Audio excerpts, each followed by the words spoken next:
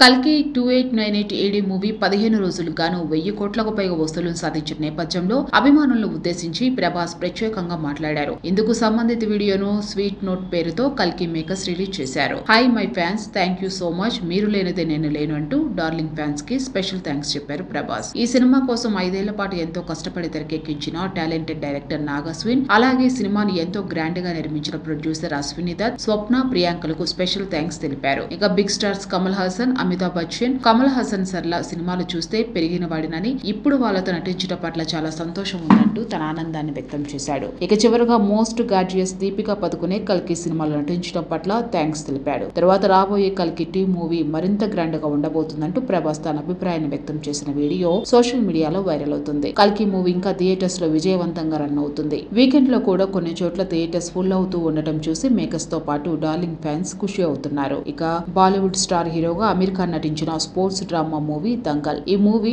2024 కోట్ల సాధించగా ప్రభాస్ బాహుబలి 2 1810 కోట్లు, ఎన్టీఆర్ చరణ్ RRR 1387 కోట్లు, యష్ ప్రశాంత్ నీల్ KGF 1250 కోట్లు, షారూక్ ఖాన్ పఠాన్ మూవీ 1050 కోట్లు కాగా జవాన్ 1148 కోట్ల కలెక్షన్ సాధించింది.